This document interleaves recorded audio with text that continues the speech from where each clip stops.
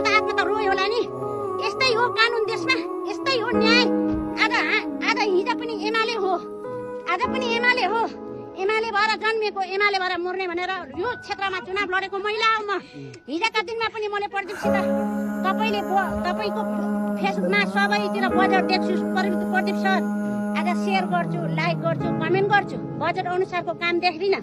जनतालाई चारो छोड्नु हो कि कुखुराका चल्लालाई छारो छोड्नु भयो कि यो काम देखिन्न। यो कति भ्रष्टाचार भयो त, यसको खण्डन जनताले गर्छ। अबका दिनमा चुनाव माग्न नआउनु होला, जनतालाई झुटो आशा नदिनु होला भनेर मैले भनेको मान्छे भयो। म झोले बनेर म कुनै दिन हिँड्ने पनि छैन, हिँड्दा पनि म हिँड्ने छैन। भाइ आज तिमी डडेलधुरा गएर म 13,000 माइकका भोट, माइकमा गाउँ न तपाईँले भूगोल जान्नुभएको थियो, न तपाईँले त्यहाँको डडेलधुराको बासीलाई जान्नुभएको थियो।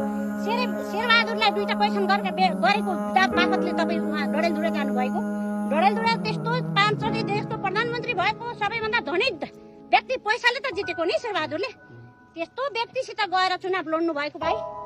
आज मैले भाइजा हुनु होला, म 40 वर्षकी भएँ।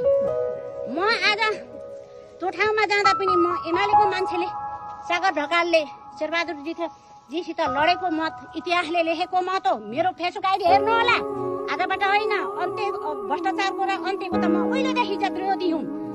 मैले आज चितवनमा उपनिर्वाचन भयो, म किन यति आक्रोश भएँ, म एमाले काङ्ग्रेससित अनि चितवनमा पहिलोचोटि चितवनले जिताएर रविलाई संसदमा पठायो। त्यसपछि फेरि रविको नागरिकता किर्ते भयो के भयो, अमेरिकी एजेन्ट के हो भनेर फेरि रविलाई भयो भने मुद्दा लगाइयो। अनि फेरि रविलाई आएर चितवनमा जनताले फेरि चाहे, फेरि निर्वाचनमा होमियो चितवन। अनि होमिँदाखेरि फेरि पनि उति मत दिएर रवि जानुभयो। जाँदाखेरि देशैभरिको काङ्ग्रेस रविमाथि, देशैभरिको एमाले रविमाथि, देशैभरिको वकिल रविमाथि, देशैभरिको पुलिस रविमाथि, देशैभरिका न्याय अदालत सबै रविलाई जन्जिर लगाए। आज एउटा रवि आउँदा यत्रो देशै हल्लिन्छ भने यिनले के राजनीति गरे? यिनले के राजनीति गरे भन्नुहोस् न? आज के राजनीति गरे? यो राजनीति हो, यो अन्याय होइन। एउटा व्यक्तिलाई बार त्यसैलाई सहकारी भनेछ, त्यसैलाई 10वटी सैनिकको ट्याग राखा, त्यसैलाई अमेरिकी एजेन्ट भन्छ। आज यिनले के एजेन्टले आज यत्रो 35 वर्ष त जनताले दियो नि, मत दिएन र? एमाले भए पनि दियो, काङ्ग्रेस भए पनि दियो, माओवादी भए पनि दियो नि, मत त हाल्ने खाने हामी जनताले त।